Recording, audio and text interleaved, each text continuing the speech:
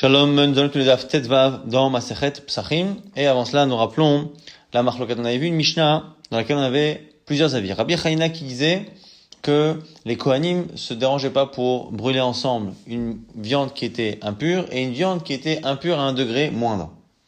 Après, on a vu Rabbi Akiva qui avait dit que on ne s'interdisait pas de mettre de l'huile qui était déjà impure au contact d'un tvulium, donc impureté numéro 3 pour de l'huile de trouma, dans un récipient, un air qui lui-même est également impur, qui va rajouter a priori de l'impureté. Donc on voit que selon Rabbi Hanina, on peut rajouter de l'impureté sur la viande, on peut rajouter de l'impureté sur de l'huile selon Rabbi Akiva, mais on parle de deux choses qui sont vraiment impures. Et après cela, Rabbi Meir avait dit que de leur parole, a priori ça voulait dire celle d'un des deux, en tout cas de leur parole on apprend que on peut justement brûler de la trouma avant Pessah, la trouma qui est pure avec de la trouma qui est impure. Et là, a priori, on a dépassé un niveau, c'est ce que la Gemara a objecté, elle a dit, mais finalement, tu peux pas apprendre ça de Rabbi Hanina ni de Rabbi Akiva, parce que là-bas, on parle de choses qui étaient déjà impures ou pasoules. Donc, c'est-à-dire qu'ils sont pas consommables pour eux-mêmes et qui peuvent même souvent transférer de la touma. Donc, la Gemara avait expliqué qu'en réalité, selon Rabbi Meir, il fallait comprendre que la Mishnah, elle parle dans le premier cas de Rabbi Hanina, et on reprend la fin donc du Daf Yud Dalet, Nima Kasav Rabbi Meir Matnitin Be'avatuma Deoraita. La Mishnah, donc Rabbi Hanina, le premier cas, on parle d'un Avatuma Deoraita, et après le Vladatuma de Rabanan. On parle de quelque chose qui est Vladatuma, mais donc qui est Rishon, mais au contact de quelque chose qui n'est sûr que Midarabanan. Et Midoraita Tahor Me'alia. Et donc c'est pour ça que Minatora, cette impureté des Rabanan n'existe pas. Et donc, ça veut dire qu'on ne se gêne pas pour rendre impur quelque chose qui Minatora ne l'est pas. Il est Midarabanan, mais Minatora, il ne l'est pas. On va Midivrehem, et donc de quelle parole on apprend ça? Dit Rabbi Meir, Midivre Rabbi Chaina, Sgana Kohanim, il faudra dire que Midivrehem, de leur parole, eh bien, c'était une allusion à ce qu'avait dit Rabbi Chaina. Ça, c'est la première réponse qu'on donne. Deuxième réponse, en Marish Lakish, Mishum Bar Kapara, au nom de Bar Kapara, Matnitin Be'avatuma Doraita, Vladatuma Doraita. On reprend, non, la Mishnah, quand elle parle au début de Rabbi Chaina, Sgana Kohanim, elle parle à chaque fois de deux impuretés de Raita. Et quand on dit qu'on apprend de leurs paroles, c'est ni Rabbi Hanina, ni Rabbi Akiva, parce que eux, effectivement, apprennent là-bas qu'on peut rajouter une impureté à quelque chose qui est déjà impur. Mais une impureté à quelque chose qui est pur, Minatora, on ne peut pas l'apprendre de chez eux, on l'apprend de qui? Midivre Rabbi Eliezer et Rabbi Yoshua. De la marloquette entre Rabbi Eliezer et Rabbi Yoshua. Et la Gemara va rapporter plusieurs marloquettes entre Rabbi Eliezer, ou plusieurs avis de Rabbi Eliezer et Rabbi Yoshua, pour justement essayer de trouver auquel on fait allusion. Hey Rabbi Yoshua, quelle parole de Rabbi Yoshua? Première proposition, on va voir là-bas une marloquette au sujet d'une trouma sur laquelle on a un doute. Qu'est-ce qu'on peut faire avec? Est-ce qu'on peut laisser cette trouma sur laquelle on a déjà un doute si elle est pure ou pas, prendre le risque qu'elle devienne vraiment impure? Et là-dessus, on a une marloquette. On voudrait peut-être apprendre de là-bas. La Gemara va aussi réfuter. Il m'a dit Rabbi Yoshua, si tu veux apprendre cette parole de Rabbi Yoshua, dites-nous, c'est marqué dans une Mishnah. On a un tonneau de trouma dans lequel on a un doute. Si l'endroit dans lequel il est, c'est un endroit qui est accessible, qui n'est pas complètement fermé, il faudra la placer dans un endroit qui est caché. Et si le tonneau était complètement ouvert, il faudra le recouvrir. Donc en gros, Rabbi Eliezer a l'air de dire que même si on a un doute sur l'impureté, on doit encore faire des efforts pour éviter que quelqu'un d'impur rentre en contact avec cette trouma. Alors que Rabbi Yoshua lui dit, lui dit c'est l'inverse. À partir du moment où on a un doute, on peut plus la consommer. Et si c'était dans un endroit qui était caché, on peut la déplacer dans un endroit qui n'est pas caché. Si il y avait un couvercle sur le tonneau, on peut même enlever le couvercle. Donc on a deux avis complètement opposés. Rabbi Eliezer dit que même un Safek Tum'a, on doit essayer d'éviter qu'il se rende impur, alors que sur Rabbi Yoshua, quand on a quelque chose qui est Safek impur, on a un doute, donc c'est possible que ce soit pur, il n'est pas gêné par le fait de faire une action, d'enlever le couvercle, de déplacer le tonneau et de provoquer indirectement qu'il devienne impur. Donc c'est peut-être de Rabbi Yoshua qu'on a appris cela. La Gemara dit non, midame atam, gama be'alma. La Gemara dit, mais on peut pas apprendre de là-bas. Pourquoi?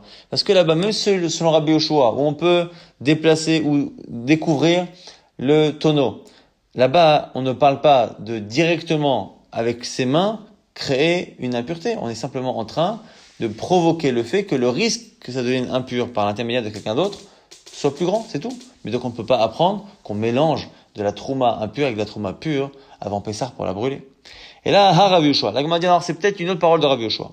Dites nan, comme c'est marqué, Chavit shel trouma, shenishbera begat aïliona. On a ici un tonneau de vin qui est en train de se casser, et cette trouma qui est pure va couler vers un récipient en dessous qui, lui, est rempli de choses qui sont chol, donc qui ne sont pas trouma que tous les Israël peuvent consommer, et qui sont impures.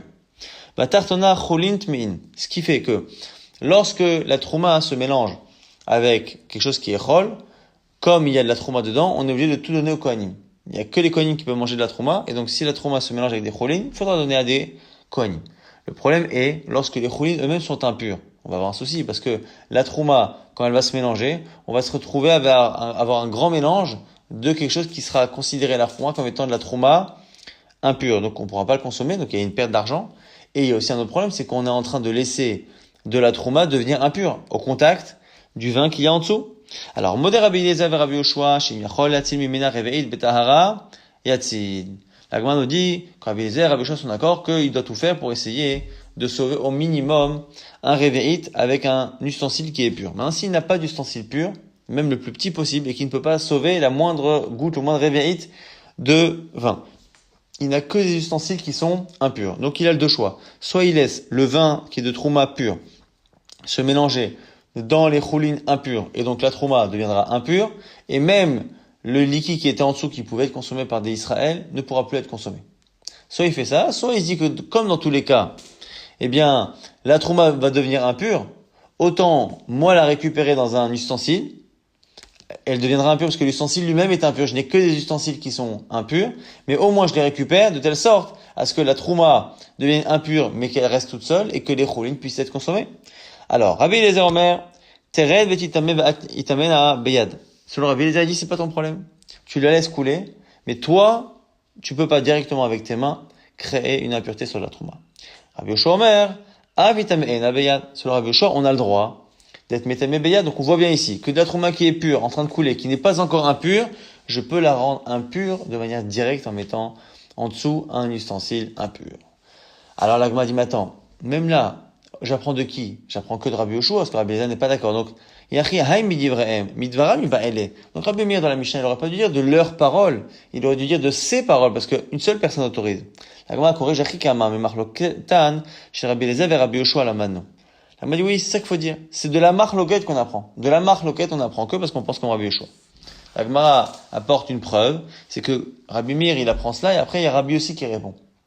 Et dans la réponse de Rabbi aussi, on voit bien qu'on parle de Rabbi Eliezer, Rabbi Yoshua, d'Akanemi de Katane, Moïde, Rabbi Eliezer, Rabbi Yoshua, Shmamina, effectivement, que Rabbi Meir, dans sa déduction, il devait parler a priori de Rabbi Eliezer et de Rabbi Yoshua, puisque Rabbi aussi lui a répondu sur Rabbi Eliezer et Rabbi Yoshua, et donc non pas sur le début de la Mishnah. Rabbi Meir, quand il a dit midi vrai ça parle effectivement pas ni de Rabbi Chaina, ni de Rabbi Akiva. La Gemara apporte une preuve claire. Bechanamar Rav Nachman Amar Rabba Baravu Amatintin Bavatuma Doraita ou Latuma Doraita ou Maïm Ivrem Ivrem Rabbi Raezer et Rabbi Yoshua. Clairement, ici, on nous dit au nom de Rabba Baravua que la Mishnah parle selon Rabbi Chaina de Tumot Doraita, et donc Rabbi Meir ne peut pas apprendre de Rabbi Chaina et non pas non plus de Rabbi Akiva, mais simplement de Rabbi Eliezer, Rabbi Yoshua. Maintenant, la Gemara quand même objecte.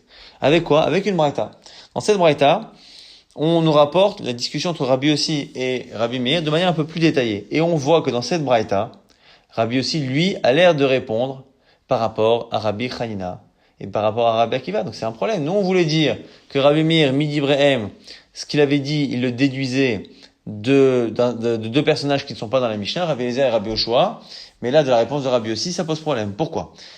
Amar Rabbi Yossi, Itive Rava, c'est lui qui objecte à Rav Nachman. Amar Rabbi Yossi, Afanidon, Enanidon de Meleraya. Ce que tu apprends ne ressemble pas à la source que tu as rapportée. Pourquoi? Sheksha Idou Rabotenu, sur quoi nos sages ont-ils témoigné? Alma Idou, Imal Basan Shinitma Bevladatuma Shsafimoto Bebasan Shinitma Bevatuma, si tu parles du cas de la viande qui était au contact avec un Vladatuma et l'autre qui était au contact avec un Avatuma, Zetame, Vezetame, les deux sont impurs. Donc c'est le cas de Rabbi Chanina. Imal Shemen, si tu veux parler de l'huile, ce qui est le cas donc de Rabbi Akiva, de l'huile qui est numéro 3 et qui sera en contact avec quelque chose qui est numéro 1, zepasoul, vezetame. Là aussi, il y en a un qui est tamé et l'autre qui est au moins pas soul, c'est-à-dire qu'il ne peut pas être consommé, il ne peut pas transférer, mais il est déjà tamé. Toi, tu voudrais que de là, on accepte de brûler une trouma qui est impure avec une trouma qui ne l'est pas. À la limite, si on a deux troumotes impures comme les cas qu'on a cités, je veux bien. Tu me donnes une trouma qui est impure be'velatuma et l'autre qui est impure be'avatuma, comme le cas de la viande de Rabbi Hanina ou comme le cas de l'huile de Rabbi Akiva, je veux bien. Mais comment veux-tu que l'on brûle même une trouma sur laquelle on a un doute? Tlouya. Matmea avec une impure complètement. Shema Yavolia ou Veitarena. Et ça se trouve, Eliawanovi va venir et nous dire que finalement, elle est pure. Et donc, a fortiori, dans le cas qui a été cité par Rabbi Meir, qui lui, Rabbi Meir, autorisait complètement à prendre une trouma pure et la brûler avec de l'impur. Donc on voit bien, et on termine ici la Braïta, on verra ce qu'est là un peu plus tard. A Pigul Vanota Vatame, on parle maintenant de trois raisons pour lesquelles un korban peut être non consommable. Tamé on le connaît, c'est il est impur. Pigul et notar, c'est un problème dans le maasé de la avoda. Notar, c'est lorsque on a laissé le korban trop longtemps. Au bout d'un certain temps, il n'est plus consommable, il est interdit, il n'est pas impur, mais il n'est pas consommable. Pigoul, c'est lorsque, au moment de la avoda, on a eu l'intention de le consommer ou de faire une partie de la avoda après le temps autorisé. Et donc, du coup, c'est la pensée ici qui lui craint sur Pigoul, notar et tamé. Il y a un des trois qui est impur, les deux autres sont simplement inconsommables. Bet Shamayim Rim et Israfim Ke'achat, selon Bet Shamayim, on peut pas les brûler ensemble parce que tu crées une impureté sur un korban qui n'est certes pas consommable, mais qui n'est pas impur. Bet Ilol Mrim, Nisrafim Ke'achat, on peut les brûler ensemble. On le verra plus tard cette partie-là. En tout cas, on voit de cette braïta que Rabbi Yossi a l'air de dire à Rabbi Meir, tu ne peux pas apprendre ni de Rabbi Akiva, ni de Rabbi Hanina, parce que toi tu vas apprendre l'impureté de quelque chose qui est pur à la base, alors que Rabbi Hanina et Rabbi Akiva ont parlé de quelque chose qui était déjà impur ou pasoul minatora. Mais ça kadata Rabbi Meir dit Rabbi Shua Kamar, Amaïmad ale Rabbi Yossi. Mi de Rabbi Hanina Asgana Kohanim. Et selon toi, qui dit que Rabbi Meir a fait sa déduction de Rabbi Yoshua, pourquoi Rabbi Yossi lui répond sur Rabbi Hanina et Rabbi Akiva? Amaner Rabbi Nachman nous dit, Rabbi Yossi lava da'ate. Rabbi Yossi a mal compris au départ l'intention de Rabbi Meir. Dehu ça va Rabbi Meir mi de Rabbi Hanina Asgana Kohanim Ka'amale. Au départ, il a pensé que Rabbi Meir faisait sa déduction de Rabbi Hanina ou même de Rabbi Akiva éventuellement. Et c'est là qu'il lui dit, mais non, Anam il Rabbi Yoshua Ka'amina. Rabbi Meir lui a répondu, t'as pas compris. Moi, finalement, je n'apprends pas de Rabbi Hanina ni Rabbi Akiva, parce que je suis d'accord que c'est pas comparable. Je apprends de Rabbi Yoshua là-bas, avec la Trouma. Va filou les Rabbi Yoshua Nema, Nami, Einami Namida. Et c'est là que Rabbi Yossi lui aurait répondu, et tu sais quoi, même Rabbi Yoshua, c'est pas comparable. Des Hamode Rabbi Lezer et Rabbi Yoshua, chez Soref, Zo, Mifna Asma, et Zo, Mifna Asma. Et c'est là qu'on comprend mieux la fin de notre Mishnah, où effectivement, on avait déjà vu que Rabbi Yossi, à la fin de notre Mishnah, lui répond en disant, mais tu vois bien que Rabbi Yoshua et Rabbi Eliezer sont d'accord qu'en général, la Trouma, pure et impure, on les brûle séparément. Donc, en fait, on comprend un peu mieux qu'on a la Mishnah et la Braïta. Dans la Braïta, on voit que Rabbi Yossi répond sur Rabbi Hanina et sur Rabbi Akiva. Dans notre Mishnah, on voit que Rabbi Yossi a l'air de répondre plutôt sur Rabbi Eliezer et Rabbi Yoshua. Comment faire en sorte que les deux collent? C'est en fait qu'il y a eu des réponses en deux temps. La Braïta nous rapporte la partie qui finalement s'est avérée être une réponse à côté de la plaque, puisque finalement Rabbi Meir ne parlait pas de Rabbi Hanina, de Rabbi Akiva, et donc Rabbi Yossi, quand il a répondu par rapport à eux, c'était hors sujet. C'est pour ça que la Mishnah ne l'a pas a priori rapporté, et on a rapporté nous dans la Mishnah la toute fin de la discussion, quand Rabbi Yossi a compris d'où Rabbi Meir faisait sa déduction, et c'est ça qu'il lui a dit que c'est pas comparable. Et là il m'a dit pourquoi c'est pas comparable? La Ma'inaminamida, pourquoi Rabbi Yossi a vraiment repoussé le cas de Rabbi Meir? Mida ou Midahi, c'est bien. Pourquoi? Parce qu'on a vu qu'effectivement, on avait une trouma qui est pure, qui va se verser sur du chol qui lui est impur. Mais avant même que ça devienne impur cette trouma, j'ai le droit moi, directement avec un seau qui est impur, de récolter cette trouma et de la rendre impure. Donc on voit bien qu'il autorise à rendre impur quelque chose qui minatora est pur. Shane Atam dit Ika Efsat Roulin. Maintenant, là-bas prendre autorisé. Parce que dans tous les cas, la trouma va devenir impure. Mais en plus, si on la laisse, elle va rendre tout le vin qu'il y a en dessous, qui est choline, elle va le rendre inconsommable, parce que ça va devenir de la trouma impure. La Gemara dit, attends, matkifla, Rabbi Yirmiyah, matnitin nami. Ika Efsed Etzim. Dans notre Mishnah aussi, on peut dire qu'il y a une perte. Pourquoi? Si je dois brûler séparément la trouma pure et la trouma impure, je serai obligé de faire 2 feux, et donc je vais perdre du combustible. Amaleo Ahusaba, l'Efsed Merube Chashashu. L'Efsed Mo'al Chashashu. Il y a un sage, un vieux qui lui a dit à Rabbi Yomi, non. Tu peux pas comparer. Dans le cas là-bas de Rabbi Yoshua, là-bas, il y a vraiment une grande perte. Une grande perte. Là, ici, rajouter quelques bois pour faire 2 feux différents, c'est pas une perte suffisante pour qu'on autorise de brûler de la trouma pure avec de la trouma impure. Maintenant, on nous rapporte la vie de Rabbi Yochanan. Amar Rabbi Yassi, Amar Rabbi Yochanan. Machloket Beshesh, Aval Besheva, Divra Kol Sorfim. La machloket entre Rabbi Meir et Rabbi Yossi, c'est à la 6e heure. À la 6e heure, où on peut, minatorant, encore consommer du chametz, c'est là qu'on n'a pas le droit de brûler de la trouma pure avec de la trouma impure. Par contre, passé la 6e heure, on est dans la 7e heure. Donc déjà, minatora, c'est déjà interdit. Donc la trouma impure est complètement inconsommable. Et elle est pure, mais elle est inconsommable. Et la trouma impure, eh bien, elle est encore plus inconsommable parce que elle est non seulement impure, mais elle est maintenant chametz. Et à partir de la 7e heure, il n'y a plus de issour. La Gemara essaye de comprendre à partir de là comment Rabbi Yochanan a compris la Mishnah. On avait vu que le premier cas de Rabbi Chanina Sgan HaKohanim, on pouvait le comprendre soit dans un cas où on mettait de la touma, une viande impure, minatora avec de la viande impure, que midara banane, ou peut-être que les 2 impuretés étaient minatora. On avait vu à plusieurs reprises qu'on avait 2 lectures. Maintenant, Rabbi Zera dit Rabbi Assi. Nima kasav Rabbi Yochanan, matintin ve'avatuma d'oraita, ou vladatuma de rabana. Moi, je peux déduire de Rabbi Yochanan, qu'il a compris le premier cas de Rabbi Chanina, où là-bas on parle d'une touma forte, minatora, et d'une touma faible, mais que midara banane. Et du coup, Rabbi Meir, quand il déduit, Rabbi Chanina Sgan HaKohanim. Lui, il déduit de Rabbi Chanina. On revient à l'explication qu'on avait donnée, qu'on apprend finalement de Rabbi Chanina. C'est comme ça que Rabbi Yochanan comprend. Amalé lui dit, tu as raison.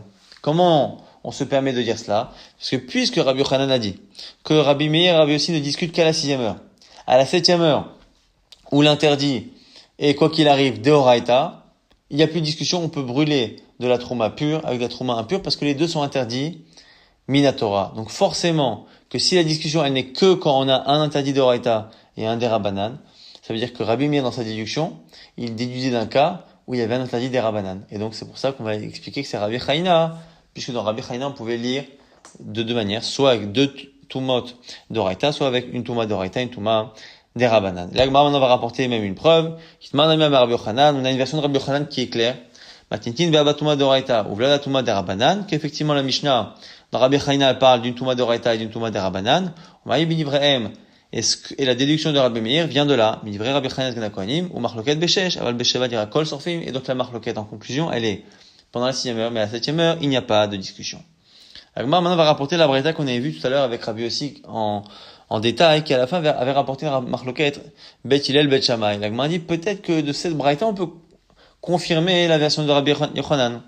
L'imam s'est allé à Pigoul Vanota Vatame, Bet Shammai Omrim et Nisrafim Keachat, ou Bet Hillel Omrim, Nisrafim Keachat. On a vu que Bet Hillel autorise de brûler le tamé, un korban qui est tamé, avec 2 korbanotes qui eux ne sont pas tamés, ils sont simplement inconsommables. Pigoul et Nota. Et donc, du coup, on pourrait déduire que c'est comme Rabbi Yochanan. Rabbi Yochanan a dit quoi? A dit qu'à la 7e heure, où le chametz est interdit en tant que chametz, eh bien, on peut brûler cette trouma chametz interdite, deoraita, avec la trouma impure. Donc, il n'y a pas de problème de rendre impur quelque chose qui est déjà inconsommable. C'est la même chose que ce que dit Bet Hillel ici. C'est-à-dire que puisque le pigoul et le notar sont interdits à la consommation, même s'ils ne sont pas impurs, on peut les mélanger et les brûler avec quelque chose qui est impur. La Gemara dit non, c'est pas évident que ce soit une confirmation. Shane atam, de itleu tuma miderabanan, ditna na pigul vanotam tamiin tayadaim. La Gemara dit non, mais c'est spécial. Pourquoi?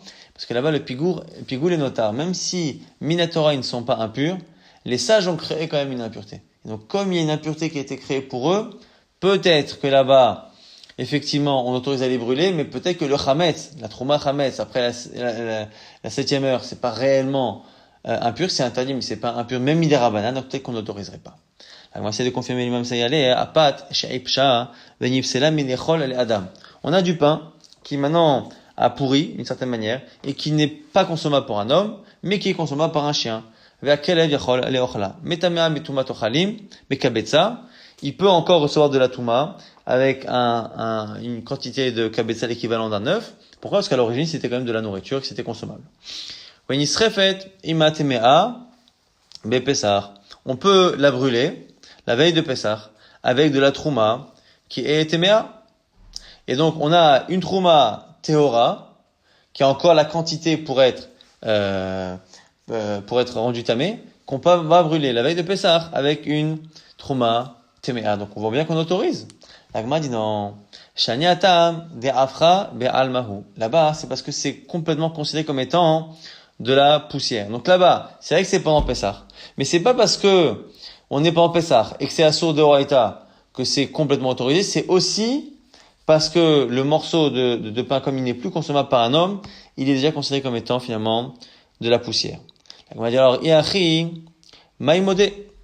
On revient donc à Rabbi Yochanan. Rabbi Yochanan a dit finalement que Rabbi Meir s'est appuyé sur Rabbi Hanina. Alors si c'est ça, pourquoi dans notre Mishnah, Rabbi aussi a répondu, comme on l'a vu, à partir de Rabbi Meir, de Rabbi Yoshua et Rabbi Eliezer qui sont d'accord qu'il faut parfois les brûler séparément. Quel rapport? Puisque la discussion de Rabbi Meir n'est que sur Rabbi Hanina. Achikam, comme ça il a dit. Rabbi Yoshua et Rabbi Meir. Afilou les Rabbi Yoshua des Mekel. Même sur le Rabbi Yoshua qui est plus cool, dans la qu'on a cité là-bas pour les vins, qui Mekel betlouya utmea, aval betehora utmea lo. Dans la Gemara, on revient au tout début de la réponse de Rabbi Yossi. Rabbi Yossi a dit à Rabbi Meir, non, la preuve que tu rapportes n'est pas adaptée. Et après, il parle de Rabbi Yoshua et Rabbi Eliezer. Mais en tout cas, à la base, il dit c'est pas adapté. Rappelez-vous, sur le Rabbi Yochanan, Rabbi Meir apprend son dit qu'on peut brûler de la trouma pure avec de l'impur.